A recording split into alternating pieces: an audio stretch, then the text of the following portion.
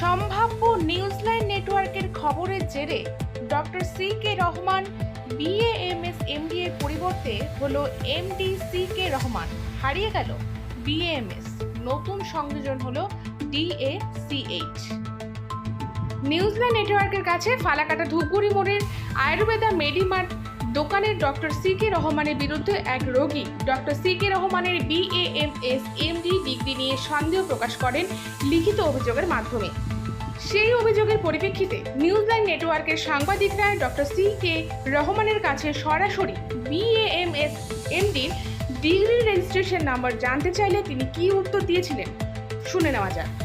Registration number বোর্ডে দেই না, চুরি হয়। তো আপনার রেজিস্ট্রেশনও দেখতে পাচ্ছি না, আমরা দেই না, চুরি হয়। তো রেজিস্ট্রেশনে তো থাকবে, কিন্তু আপনার একবার ল যেটা হচ্ছে সেটাকে বাধ্যতামূলক না, না বাধ্যতামূলক না। তো আপনি আমাকে দেখাবেন যে রেজিস্ট্রেশন কিংবা ইয়েতে আপনাকে আইডেন্টিফিকেশন করার জন্য আপনি যে প্রকৃত ডাক্তার কীভাবে আইডেন্টিফিকেশন করবেন, সেটা জেলা স্বাস্থ্য দপ্তরে যাবে, গিয়ে ওখানে সে যাবে, একজন পাবলিক যাবে জেলা স্বাস্থ্য দপ্তরে গিয়ে সে জানতে হবে যে আপনার ডাক্তার। আপনি কীভাবে একই নামে তো অনেক কজন থাকতে পারে না, এটা আপনার নাম তো ভেরিফাই হবে, তখন তো সব মার্ক করে দেবে না। তো আমরা শুনতে পেলাম ডাক্তার সি কে রহমানের ডিগ্রি চুরি হয়ে যাবে বলে তিনি রেজিস্ট্রেশন নাম্বার বোর্ড কিংবা পেছনে লেখেন না।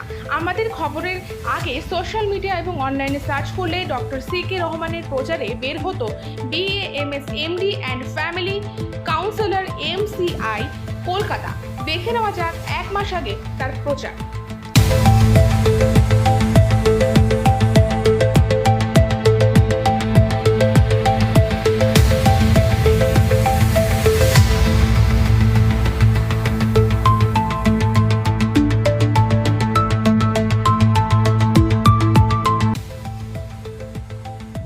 তথ্য অনুযায়ী বিএএমএস কোর্সটি 5 বছর 6 মাসের কোর্স। এই 5 বছর 6 মাসে কোর্সের মধ্যে 4 বছর 6 মাস পড়াশোনা এবং 1 বছর বাধ্যতামূলক ইন্টার্নশিপ করতে হয়।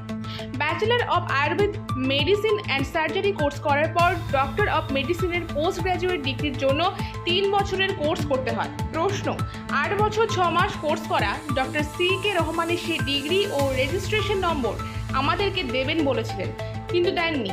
সেই সময় তিনি কি বলেছিলেন আমাদের সাংবাদিককে শুনবো।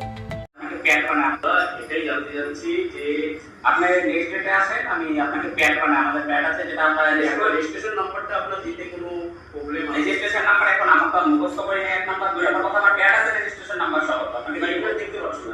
এই প্যাডে আমরা এখানে নেই, কোচবিহার গুলোতে আছে, কোচবিহার আছে। যে দোকানটা করছেন তার জন্য যে আপনার কোনো লাইসেন্সের কোনো পেপার আছে লাগানো নেই?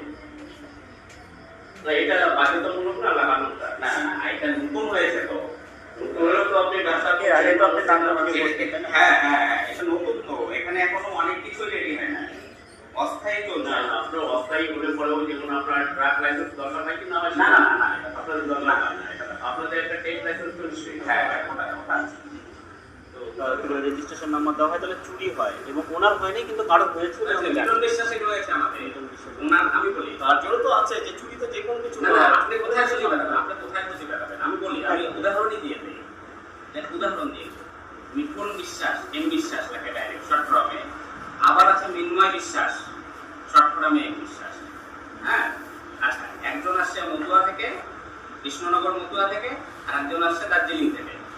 হ্যাঁ, এবার দুজনই এম বিশ্বাস লিখে সেম রেজিস্ট্রেশন চলছে। আচ্ছা আচ্ছা আচ্ছা, মিঠুন বিশ্বাস, মিন্ময় বিশ্বাস, শর্ট ফর্ম তো এম বিশ্বাস, বুঝলেন? এখন মনে করেন ওটা না হলে মনে করেন সামনে আসছে, আমি কোথায় খুঁজে বেড়াবো? সি কে রহমান আবার। অবাক করার বিষয় হলো ডক্টর সি কে রহমান এখন আর সি কে রহমান বলে প্রচার করেন না, তিনি এখন এমডি সি কে রহমান বলে প্রচার চালাচ্ছেন। দেখবো সেই প্রচারটি।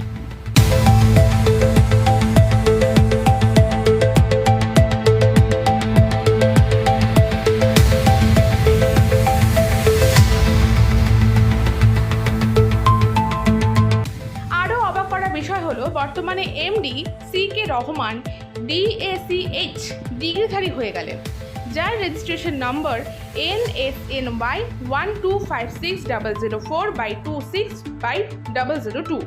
এই নম্বর থেকে অনুমান করাই যায় যে নম্বরটি 2026-এর কোনো এক রেজিস্ট্রেশন নম্বর। প্রশ্ন, তিনি এতদিন ডক্টর বলতেন, এখন এমডি বলছেন। তাহলে কি ডক্টর থেকেও রহমানের BAMS MD ডিগ্রি থেকে উচ্চ ডিগ্রি DSEH? আমরা জানতে চাই ফালাকাটার সকল মানবপ্রেমিক বুদ্ধিজীবী মানুষের কাছে, তাহলে কি তিনি এতদিন ডক্টর ছিলেন না, এমডি ছিলেন? এই এমডি কি bachelor of Ayurveda medicine and surgery course না করে ডক্টর অফ মেডিসিনের এমডি, নাকি এই এমডি এর পুরো নাম মোহাম্মদ? ডক্টর না হয়ে এমডি অর্থাৎ যদি মোহাম্মদ হয়, তাহলে কি তারা প্রেসক্রিপশন করতে পারে? এবার দেখব এমডি CK রহমানের পুরো প্রেসক্রিপশন।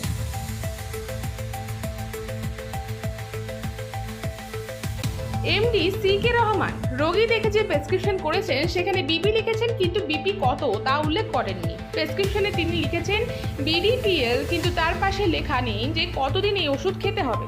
তথ্য অনুযায়ী আয়ুর্বেদিক চিকিৎসকের প্রেসক্রিপশনের ওষুধের পাশে খাওয়ার নিয়ম এবং কতদিন সেই ওষুধ রোগী খাবে তা উল্লেখ করা বাধ্যতামূলক, কিন্তু তিনি এই সমস্ত কিছুই লেখেননি। আমাদের প্রশ্ন, যে কোনো ব্যক্তি কোনো একটি রেজিস্ট্রেশন নম্বর ব্যবহার করে কিংবা ব্যবহার না করে চিকিৎসা করতে পারে কি? এই ডক্টর থেকে রহমান হোটেলে বসে চিকিৎসা চালাতো, এখন চেম্বার বানিয়েছে। স্বাস্থ্য দপ্তরের পক্ষ থেকে এই ধরনের ডাক্তারদের বিরুদ্ধে কোনো অভিযান কেন করা হয় না বৈধতা যাচাই করার জন্য? যে ডাক্তারের ডিগ্রি 1 মাসের মধ্যে পরিবর্তন হয়ে যায়, যে ডাক্তার বলে রেজিস্ট্রেশন নম্বর চুরি হয়ে যায়, অজুহাত দেখানো সেই চিকিৎসক সত্যি কি ডাক্তার? এই ডাক্তারের ওষুধ দ্বারা রোগীদের শরীরে অন্য অঙ্গের ক্ষতি হচ্ছে না তা কিন্তু বলা যায় না। কিডনির সমস্যা যেভাবে বৃদ্ধি পাচ্ছে তার জন্য কি এই ডাক্তারগুলো দায়ী নয়? প্রশ্ন রইল আমাদের সমাজে সকল সচেতন নাগরিকের কাছে। অনেক সচেতন নাগরিক বলে থাকেন আয়ুর্বেদিক মেডিসিন এবং হোমিওপ্যাথি মেডিসিনের কোনো সাইড এফেক্ট